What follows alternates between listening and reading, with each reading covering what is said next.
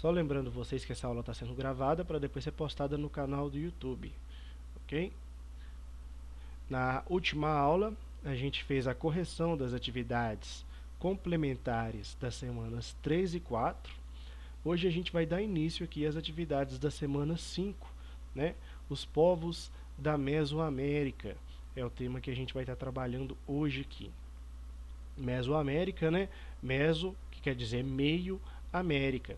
Ou seja, a gente está se referindo aqui aos povos. Boa tarde, Mariane, tudo bom? Sim, Beleza, deixa eu colocar aqui sua presença.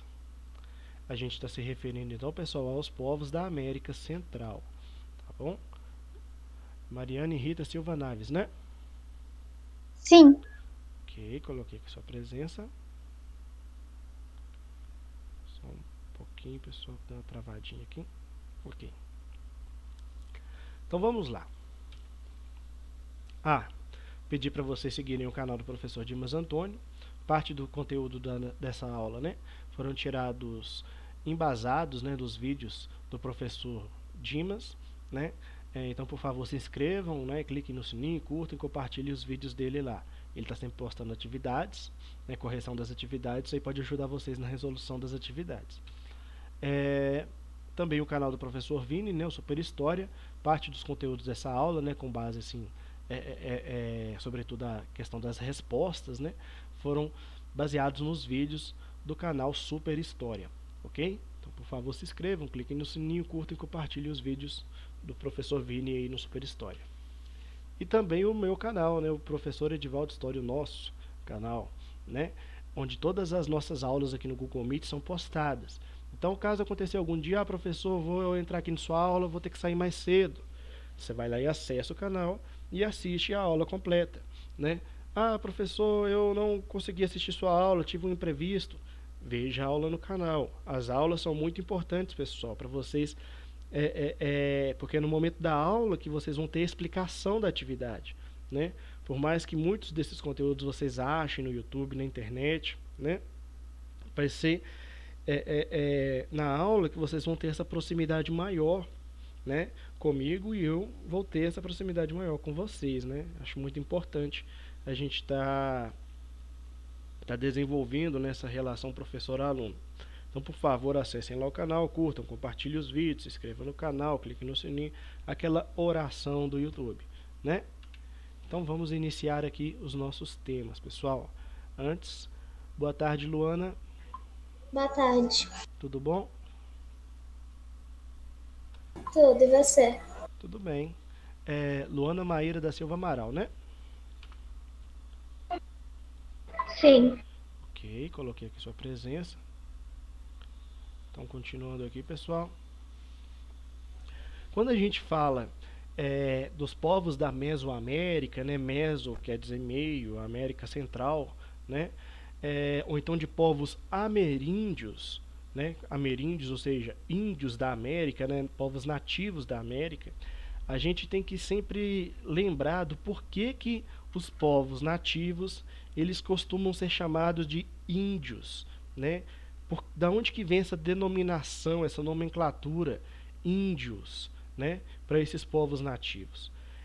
Se a gente for procurar uma explicação para isso, a gente vai ter que voltar lá no século XIV, século XV, na época em que a Europa não tinha descoberto a América, né, e estava rolando um forte comércio de especiarias dentro da Europa. O que eram essas especiarias? Eram temperos, porcelanas, sedas, né? Esses produtos que eram trazidos do Oriente, né?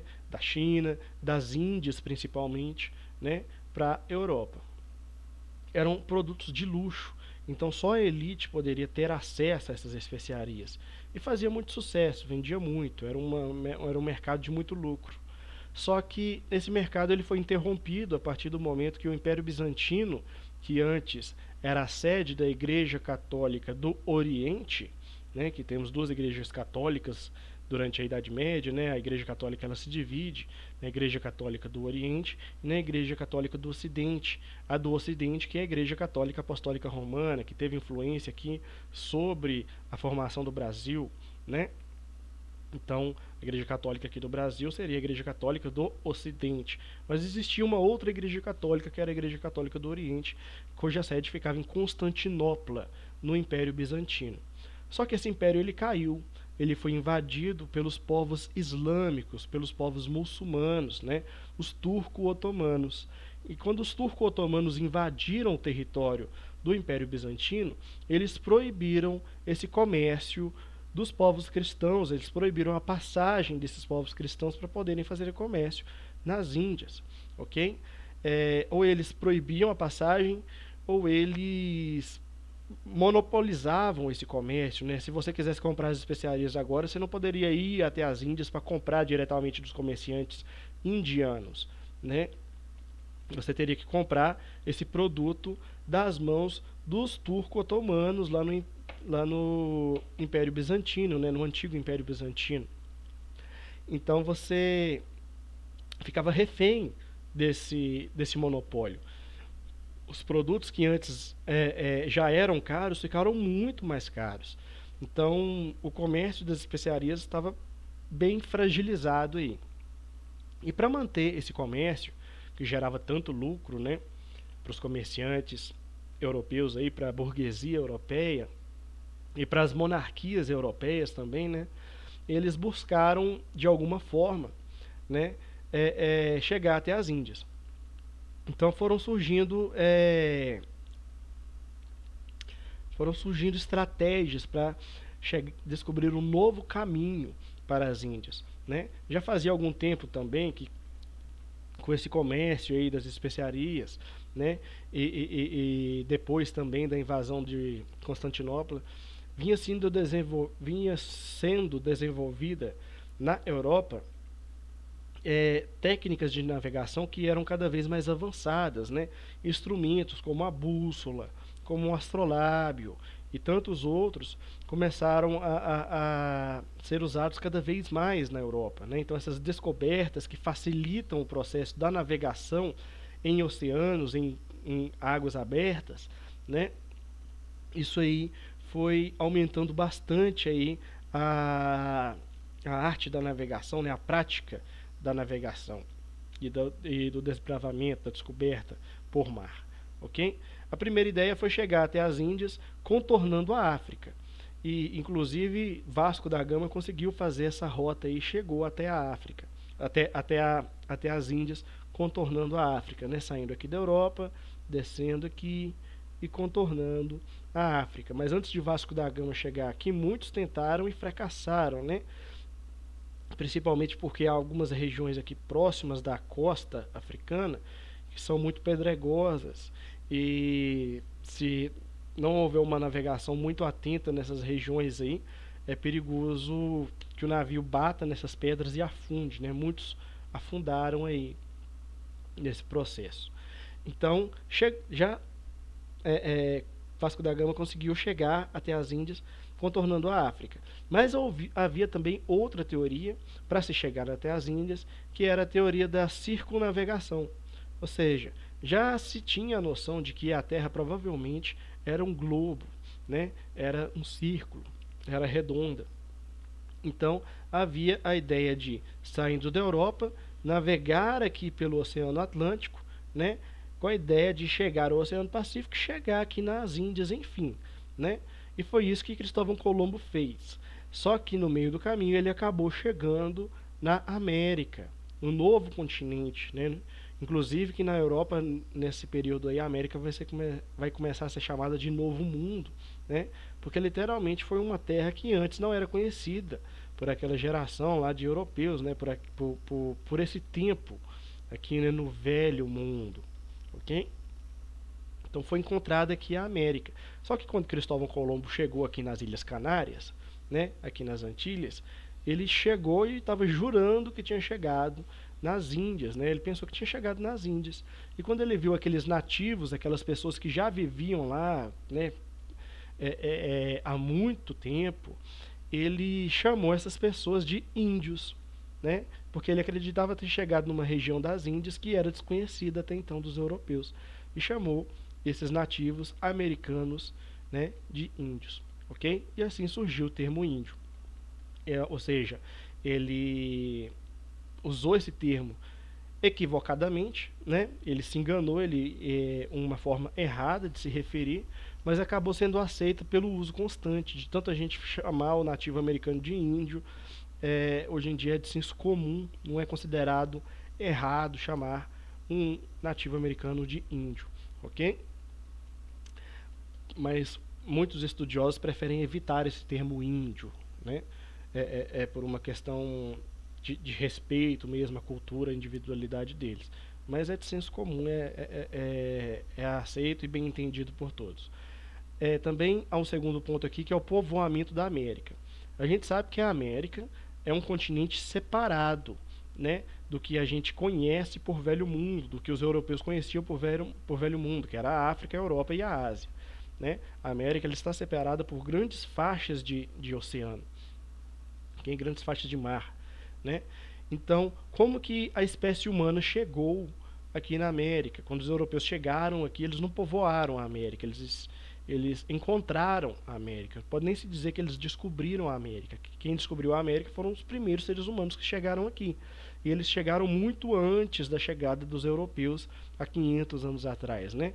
Dizem que os primeiros fluxos migratórios que chegaram aqui na América, eles podem ser de 14 mil anos atrás, e há algumas vertentes de estudos que dizem até que há 50 mil anos atrás existiam pessoas aqui na América. Então há uma grande discussão sobre isso aí.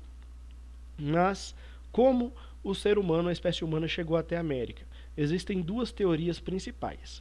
A primeira teoria diz que o ser humano, né, a espécie humana, surgiu na África, subiu aqui por essa região, povoou a Europa, povoou a Ásia, né? E aqui nessa região onde é a Rússia, no norte da Rússia, no extremo norte da Rússia, aqui na Sibéria, né? Ele fez a travessia para o Alasca, em um ponto aqui que a gente chama de Estreito de Bering, ok? Hoje em dia, esse estreito, ele é coberto por mar. Só que quando foi feita essa travessia, há uns 14 mil anos atrás, né, a Terra estava vivendo um período de glaciação, ok? Inclusive na aula passada me foi perguntado aí quantas eras do gelo existiram, né? Eu pesquisei aqui, existiram 6 eras do gelo ao todo na história da Terra, né? Na história da vida terrestre. A espécie humana presenciou uma, que foi a última. Né? E como a Terra estava passando por uma glaciação, por uma era do gelo, grande parte das águas dos oceanos estavam congeladas nos polos. Né? Então o nível dos oceanos estava mais baixo. E regiões que hoje são submersas, nessa época estavam acima do nível do mar, ou seja, existiam mais ilhas, existiam mais faixas de terra, mais regiões que existiam mais terras, né, mais região mesmo terrestre nessa época do que existe hoje, porque o nível do mar subiu à medida que as geleiras foram derretendo, né, que a gente foi saindo dessa era glacial, o nível do mar subiu e essas regiões que antes eram expostas começaram a ser submersas aí pelo aumento no nível do mar.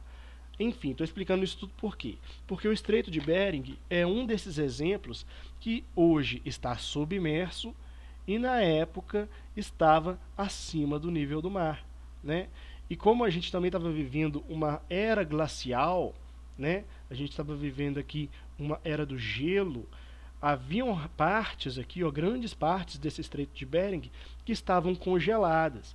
Então, esse fluxo migratório que passou da Sibéria para o Alasca, né, saindo aqui da Ásia para dominar aqui, para povoar a América do Norte, esse fluxo migratório que veio a pé, fez essa rota a pé, passou pelo Estreito de Bering, que estava congelado e tinha partes de terra que eram expostas, ok?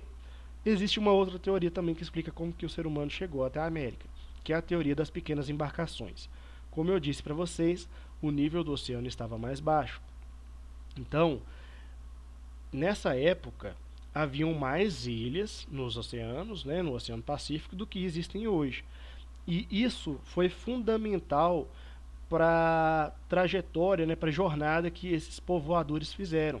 Acredita-se dentro dessa teoria que que a humanidade surgiu na África, dominou a Europa, né, povoou a Europa, povoou a Ásia e desceu aqui pela região das Índias, mais ou menos, né, povoando as Filipinas, a Terra de Sunda, Nova Guiné, chegando na Oceania, né, e depois em pequenas embarcações, né, já todo esse trajeto aqui foi feito em pequenas embarcações,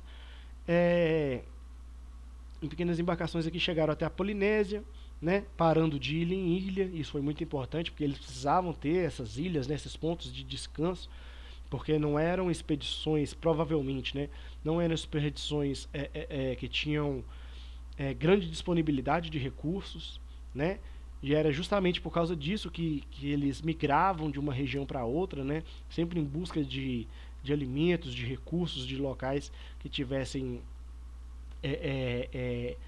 mais recursos, mais disponibilidade, né, de alimentos para garantir a sobrevivência desses povos, né, por isso eles eram povos nômades. Então nessa prática de mudança, de migração constante, eles acabaram povoando a Polinésia, parando de ilha em ilha até chegar na América do Sul. Então existem essas duas teorias. A teoria que a jornada foi feita a pé, que é a teoria do Estreito de Bering, e a teoria que a jornada foi feita em pequenos barquinhos, né, que é a teoria das pequenas embarcações aqui, onde povoou a Oceania, de ilha em ilha, povoou a Polinésia, até chegar na América do Sul. Na teoria do Estreito de Bering, o povoamento da América se iniciou pela América do Norte. Na teoria das pequenas embarcações, o povoamento da América se iniciou pela América do Sul, ok? Então, existem essas duas teorias aí. Mais para frente vai ter até uma questão perguntando para vocês qual que vocês acham que é a mais convincente dessas duas teorias. Mas a verdade é que nem no meio científico, nem entre os historiadores há um consenso sobre qual que é a mais provável, né? Qual que é a mais correta acerca do povoamento da América. Existem aqueles grupos que vão defender o Estreito de Bering. Existem aqueles outros grupos que vão defender a teoria das pequenas embarcações. E existem até grupos que vão dizer que tudo aconteceu ao mesmo tempo, tanto pelo Estreito de Bering quanto as pequenas embarcações. Não há um consenso, um entendimento, né, coletivo de como que ocorreu isso aí. Ok? Então vamos lá. Os povos da Mesoamérica, da América Central. Vamos falar também aqui sobre os povos da América do Sul, né, do oeste da América do Sul, aqui, os povos incas. Vamos lá. O continente americano começou a ser povoado em torno de 14 mil anos atrás. No decorrer desse período, foram surgindo vários povos que viveram na Mesoamérica e na América do Sul, as quais abordaremos nesse texto com foco nos astecas, maias e incas, ok? Então, vamos lá. Aqui nessa imagem a gente tem a representação, né, dessas três civilizações: a civilização do Império Azteca, a civilização dos maias. Aqui está escrito Império, mas está errado, tá bom, pessoal? Os maias, eles não formaram um império, eu vou explicar para vocês mais para frente, mas os astecas e os incas, eles formaram impérios, né? Então, o Império Azteca, a região da civilização maia, ok? E a região do Império Inca, tá bom? Aqui na Cordilheira dos Andes, aqui no oeste da América do Sul. Império Azteca aqui nessa fronteira, né, entre a América do Norte e a América Central, e os maias aqui bem na região da América Central mesmo, né, aqui na região da Península de Yucatán. Como a gente vai ver, vamos lá. Incas, astecas e maias. As civilizações Inca, Azteca e Maia foram as mais desenvolvidas das Américas do ponto de vista material. Ou seja, pessoal, tudo que a gente classifica como cultura material, roupas, armas, armaduras, cerâmicas, cidades, pirâmides, monumentos, né, relevos em rocha, né, tudo aquilo que pode ser considerado cultura material, a gente vai ver se manifestando em um maior nível de complexidade, maior nível de técnica de confecção dentro dessas três civilizações, os incas, os astecas e os maias. Por isso que se diz aqui, ó, foram as mais desenvolvidas das Américas do ponto de vista material. Ok? Vamos lá. também são chamadas de pré-colombianas. Essas civilizações aqui, os incas, astecas e maias, né? São chamadas de pré-colombianas. Isso aqui a gente poderia incluir até os índios brasileiros. Pré-colombianos por quê? Porque eles se desenvolveram antes da chegada de Cristóvão Colombo à América em 1492. Como eles já existiam aqui antes da chegada de Cristóvão Colombo, antes da chegada dos europeus, né, eles são chamados de pré-colombianos, já existiam antes da chegada de Colombo, ok? Habitaram em territórios diferentes e, portanto, nunca conviveram, não houve uma convivência, uma relação direta entre essas três civilizações, os incas, astecas e maias. Eram civilizações independentes, são separadas, cada uma tem suas características. E a herança de cada uma delas é visível até hoje nos países da América Central e do Sul. Ok? Então a cultura que esses povos vão deixar aí, né? Vai influenciar muito as populações que ainda vivem nessas regiões onde existiam essas civilizações pré-colombianas. Ok? Vamos iniciar aqui com os astecas. Os astecas viveram na parte sul do México e da América Central, por volta do século XIII, onde chamamos de Mesoamérica. Então aqui a gente tem uma representação no mapa, né, da região onde viveram os astecas, ok? Aqui na América Central. Surgiram por volta do século XIII aí. Também são chamados de mexicas. Inclusive, pessoal, devido à presença dos astecas aqui, né, eles se referiam a si mesmos não como astecas, mas como mexicas, né? E o país, né, o México, ele vai receber o seu nome, a origem do seu nome tem relação com os astecas, né? E eles formaram um grande império, incorporando vários povos a seus domínios. A diferença de um império para um reino é que dentro de um reino você vai ter pessoas que vão ser governadas por um rei, né? Por um imperador, por um governante, o nome que vocês quiserem dar, é uma pessoa que vai ter o poder na mão. E nesse reino, todas as pessoas que fazem parte desse reino vão ter características em comum: religião, idioma, costumes, visão de mundo, né, regras sociais, leis, tudo isso aí vai unir eles como um reino. Um império é diferente, porque o império ele vai ser a expansão de um reino. Vai começar com um reino, né, com essas mesmas características, mas esse reino vai crescer, ele vai dominar outros territórios, aonde vivem outros povos. Muitas vezes povos com idiomas diferentes, com religiões diferentes, com visão de mundo diferentes. E esses povos que vão ser dominados, né, vão ser submetidos à autoridade desse reino, e eles vão ter que pagar impostos, vão ter que seguir as leis desse império, né, desse reino e tudo. Então essa é a diferença. Num reino existem características em comum, né, entre as pessoas que fazem parte desse reino. Em um império, isso não é necessariamente fator condicionante, porque dentro do império podem existir vários idiomas, várias religiões, várias visões de mundo, vários costumes, né? Mas todos eles que fazem parte do império estão submissos à mesma autoridade de um imperador, de um rei, estão submissos à mesma aos mesmos parâmetros legais, né? As mesmas leis, ok? Então essa é a diferença entre um império e um reino. Espero que tenha ficado mais ou menos claro aí para vocês, ok? Então o Império Azteca ele vai surgir na cidade de Tenochtitlán e ele vai se expandir, dominando outros povos, né, com religiões, com línguas, com costumes diferentes, e vai dominar esses povos e fazer com que eles paguem impostos e sigam as leis do Império do governo Azteca, ok? Daí vai surgir o Império Azteca. Civilização Azteca. A civilização Azteca se estendeu pelo território que vai, atualmente, do centro do México até a Guatemala. Aqui, pessoal, a gente tem uma representação no mapa, né, do território que foi dominado pelo Império Azteca, ok?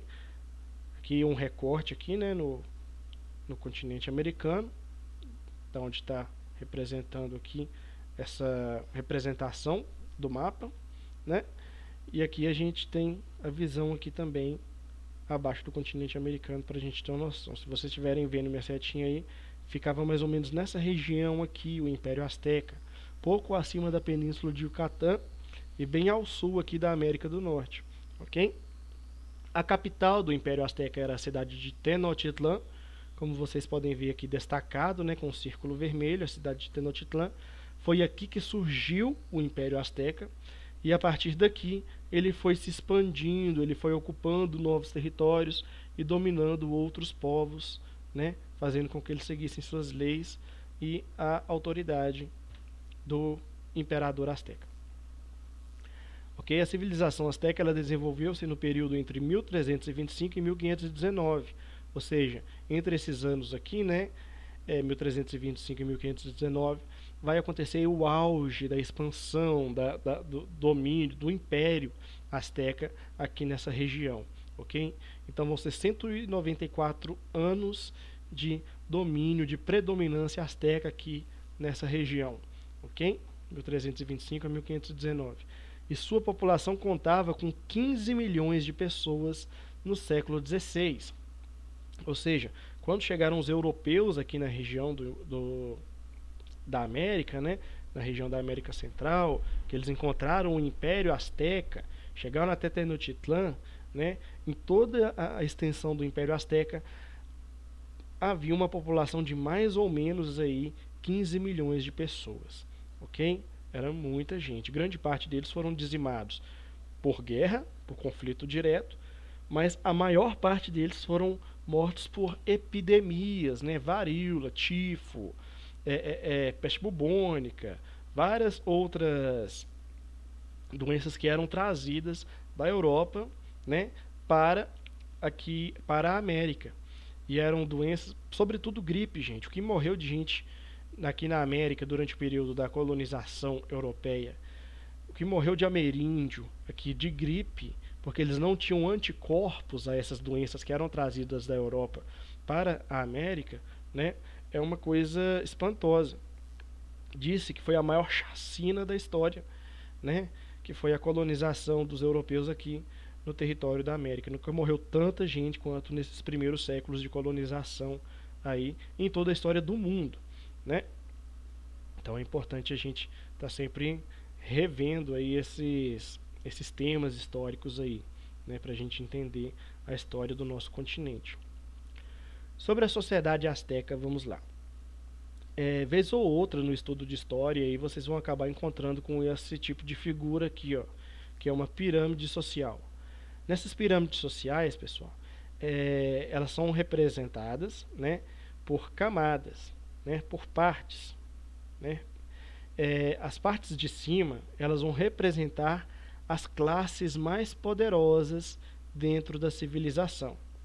E à medida que vai se abaixando, né, a gente vai encontrando classes mais numerosas e menos poderosas, com menos representatividade. Em outras palavras, aqui no topo da pirâmide social azteca, a gente vai ter o imperador e a sua família, ok?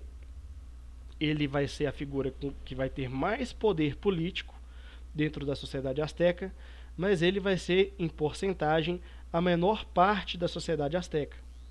Logo abaixo, a gente vai ter uma parte maior da sociedade, né? Uma porcentagem maior da sociedade, que vão ser os sacerdotes, os chefes militares, os comerciantes e os artesãos. Essa classe social vai estar mais próxima do imperador. Eles vão ter uma maior representação política, mas não tanto quanto o imperador que vai mandar em tudo, ok? E essa camada aqui ela vai ter uma porcentagem populacional maior dentro da civilização azteca do que a primeira, que é formada pelo imperador. Mas ela ainda vai ser menor do que a última classe aqui, que era a classe dos camponeses escravos, ok? A maior parte da civilização azteca era composta por camponeses e escravos. E esses aqui tinham muito pouco poder político, né? Tinha pouquíssimo poder político, a autoridade, participação política, ok? Então, quanto mais se sobe, maior é o poder, ok? E quanto mais se desce na pirâmide, maior é a população. Ok? Então vamos lá. O imperador asteca não era considerado um deus, mas um alto sacerdote e líder militar. Ou seja, a política dos astecas não era de um governo teocêntrico, teocrático, né? A palavra teocracia, ela vem do grego e ela é a junção de duas outras palavras, teo, que quer dizer Deus, e cracia, que quer dizer governo, ok? Juntando-se essas duas palavras, a gente tem o significado aí da teocracia, um governo de Deus. As teocracias são governos onde o governante é considerado um deus, é considerado uma autoridade divina, ok? No caso dos astecas, o imperador ele não era considerado um deus, ele era considerado um ser humano, então não era uma sociedade teocrática. Por outro lado, o imperador ele era o chefe da religião asteca, ok? Vamos pegar, por exemplo, aqui a Igreja Católica Apostólica Romana. O chefe da Igreja Católica é o Papa, ok? O Papa, a gente sabe que ele é um ser humano, o Papa não é Deus, mas o Papa ele tem autoridade para comandar, para dar ordens a toda a estrutura, né, da Igreja Católica, ok? Um padre lá da cidade pequenininha, do estado pequenininho, né, ele tem que obedecer aos parâmetros que são estabelecidos pela Igreja Católica. Esses parâmetros estão diretamente ligados à autoridade, à decisão, à gestão, à administração do Papa. O Papa é o chefe máximo da Igreja Católica. E a mesma coisa é aqui dentro do contexto asteca. O imperador ele vai ser o chefe máximo, né, da religião asteca. E outra coisa também que é de função do imperador é que ele vai ser o líder militar, ou seja, ele vai ser tanto o líder, tanto o chefe da religião asteca, quanto o chefe do exército asteca, né? Então todas as forças militares, as polícias, entre aspas, né? As forças de controle e de defesa do território, da política, do governo, vão estar sob a autoridade do imperador, ok? Outro ponto aqui, ó. O imperador governava seu vasto domínio auxiliado pelo exército e pelos sacerdotes, que eram considerados a classe nobre asteca. Essa classe nobre aqui, pessoal, para garantir os interesses, os privilégios que eles tinham, né, os sacerdotes e os chefes militares aqui, eles apoiavam, né, eles garantiam e eles defendiam essa estrutura de governo aqui do Império Azteca, né? Então eles eram figuras de defesa dessa estrutura governamental aqui, né? Nessa estrutura nessa disposição, nessa configuração social aqui que era estabelecida na civilização asteca, ok? As tribos sob o poder do Império Azteca eram vigiadas e quem se rebelasse era punido pelo exército do imperador. Então, como eu disse, né, pessoal, o império ele é formado por pessoas das mais diversas características. Só um minutinho, pessoal, deixa eu ver um negócio aqui. Não me demora.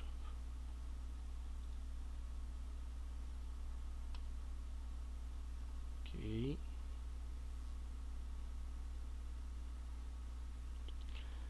Ok. Então, pessoal, as pessoas das mais diversas características, idiomas, religião, visão de mundo, né, elas nem todas concordavam com as decisões, com as leis, com as ordens que vinham do Império Azteca. Elas eram dominadas por esse império, mas não gostavam desse domínio, né? Então elas se rebelavam. E quem se rebelasse era reprimido pelo exército do imperador, né? Inclusive vai ser essa divergência, né, essa não concordância com as políticas astecas que vão acabar sendo um dos fatores principais aí para a queda desse império. Oi, Evelyn, você pode desligar seu áudio, por favor? Beleza. Agora que eu vou ligar, desculpa. Não, sem problema. Então, pessoal, por exemplo, os astecas eles tinham essas divergências, né? Quando os europeus chegaram aqui, os espanhóis chegaram aqui, eles se aproveitaram desses conflitos internos, né? Dessas divergências aí, para poder fazer alianças com alguns grupos nativos, né? Para derrubar o governo, o Império Azteca, ok? Então, só para a gente entender aí. Aqui mais uma representação, né, da organização social do Império Azteca. Vamos lá. A história dos astecas. Eles descendem de vários povos antigos, principalmente os toltecas. Ok? Então existiam várias civilizações, né, vivendo aqui na região da América, mas a principal que vai influenciar o surgimento dos astecas serão os toltecas. Eles vão herdar desses toltecas aí vários aspectos linguísticos, culturais, sobretudo, né? E o culto a Huitzilopochtli. Existia uma lenda em que Huitzilopochtli deu uma ordem ao seu povo, aos toltecas, né? Antes de surgir a civilização asteca, né? E a alguns outros também, que saíssem pela terra, saíssem pelo mundo em busca de um sinal. E quando eles encontrassem esse sinal, eles deveriam parar a sua jornada e se fixar ali, montar morada ali, né? Montar uma cidade ali. E o sinal era o quê? Era que eles encontrassem uma águia devorando uma serpente, né? Como a gente vê aqui no tópico. Segundo a lenda, o deus Huitzilopochtli ordenou-lhes que se estabelecessem na terra onde encontrassem o determinado sinal, uma águia devorando uma serpente. Esse mito de origem, né, e esse símbolo aí da águia devorando a serpente é tão importante dentro da história do México, que inclusive a figura da águia devorando a serpente, ela vai estar aí no centro da bandeira do México, como vocês podem ver aqui, né? A águia devorando a serpente aqui sobre um cacto, aqui bem no centro aqui da bandeira do México, ok? Depois de viajarem 200 anos, os astecas encontraram esse sinal no meio do lago Texcoco, né? Então andando lá, navegando em suas pequenas embarcações sobre o lago Texcoco, eles chegaram até uma ilha, uma pequena ilha, e viram nessa ilha um cacto, e do alto desse cacto havia uma águia devorando uma serpente. E aí eles tiveram a certeza que aquele era o sinal de Huitzilopochtli e que ali eles deveriam fundar uma cidade. E fundaram a cidade de Tenochtitlan, ok? Que vai ser a capital do Império Azteca depois. Sob o lago Texcoco, eles estabeleceram uma agricultura baseada nas chimpanas ou chinampas, né? E construíram sua capital, Tenochtitlan. Como agora eles iam se estabelecer numa região, eles tinham que garantir uma forma de conseguir alimentos, né? E eles estavam montando uma cidade bem no meio do oceano, bem no meio do lago, né? Do lago Texcoco, eles fundaram essa cidade aí. Então, a cidade de Tenochtitlan. Então, como que eles vão garantir alimentos para a sobrevivência deles, né? Enquanto eles estavam migrando de uma região para outra, eles eram nômades, né? Eles garantiam o acesso a esses alimentos, pegando os alimentos da natureza mesmo, né? As frutas que davam nas árvores, caçando algum animal e tudo, e assim acontecia. Mas agora é diferente. Agora eles estão se estabelecendo no meio de um lago, né? Então eles tiveram que desenvolver uma agricultura para ter alimentos ali, em todas as fases, né? Todas as estações do ano, eles têm que ter uma disponibilidade ali de alimentos. Então eles começaram a desenvolver uma agricultura sobre o lago Texcoco, né? E fundaram essa técnica aí que a gente chama da técnica das chinampas, né? E como é que funciona essas chinampas ou chimpanas, como vocês quiserem chamar melhor, acho que chinampas fica melhor, né? São estruturas, como vocês podem ver aqui, ó, que são construídas sobre o próprio lago, sobre as águas do lago Texcoco, né? E nessas estruturas aqui, eles vão fazer a sua agricultura. Vão plantar milho, vão plantar algodão, vão plantar cacau, plantar vários outros vegetais, né, que vão ajudá-los, vai ajudar eles a garantir a sua sobrevivência, ok? Então, as tinampas aí é a forma da agricultura desenvolvida pelos astecas, tá bom? Aqui a gente tem uma representação artística, né, do que foi a cidade de Tenochtitlán durante o seu auge, né? A gente vê aqui no centro do Lago Texcoco uma ilha, né, uma região de terra mesmo, mas toda a extensão além da ilha, ela se dá sobre as águas do Lago Texcoco. Aqui as tinampas aqui, né, onde são feita a agricultura, né? E aqui sobre a ilha, aqui bem no centro da cidade de Tenochtitlán, que é a capital do Império Azteca, eles vão construir uma pirâmide que vai servir de templo e local de realização das cerimônias religiosas aí dos povos astecas, né? O fato de estar no centro também representa bastante, né, essa importância da religião para a visão de mundo, né, para a organização social dessa civilização. Ok? Na agricultura. Na agricultura, os astecas desenvolveram uma técnica de cultivar alimentos em regiões alagadas. As chamadas chinampas eram pequenas ilhas construídas para produzir legumes, verduras e grãos. Dessa forma, puderam ampliar a quantidade de alimentos. Ok? Aqui a gente tem a representação de uma pirâmide asteca, tá bom? Essas pirâmides elas eram construídas aí para celebração aos deuses, né, em homenagem aos deuses e tudo, as celebrações religiosas, ok? Cultura e religião dos astecas. Vamos falar aqui um pouco sobre os sacrifícios, né, que eram feitas nessas celebrações aí dos astecas. A prática dos sacrifícios humanos era importante dentro da religião dos astecas, pois era vista como uma forma de agradecimento a um dos principais deuses do panteão asteca, que era Huitzilopochtli. Pessoal, como os astecas eram uma civilização que tinha uma visão muito enraizada na religião, eles acreditavam que tudo que acontecia de bom ou de ruim dentro da sociedade deles era uma consequência da vontade, do humor, da energia desses deuses que eles acreditavam, né? Sobretudo o Huitzilopochtli, que era o deus mais poderoso aí do panteão religioso deles, ok?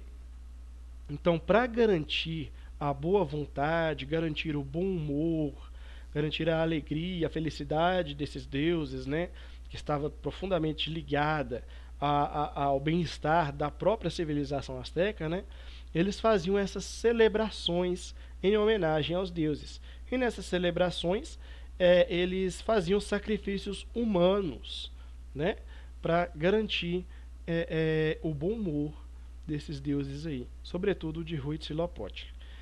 Sobre essa questão dos sacrifícios, eu queria falar um pouco mais aprofundadamente, só que a gente não vai ter tempo porque faltam 1 minuto para a aula acabar aqui. Então, se vocês não se importarem, eu continuo esse tema aqui na próxima aula, pode ser?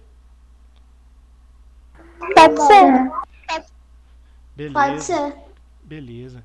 Desse tema aqui que foi abordado, vocês têm alguma dúvida? Não. Beleza, então, pessoal. A gente se encontra na próxima aula aqui, tá bom? E não se esqueçam de acessar o vídeo também lá no canal do YouTube, que eu vou estar postando lá, ok? Ok. Valeu, pessoal. Ok. Um abraço, até a próxima. Boa tarde a todos e todas.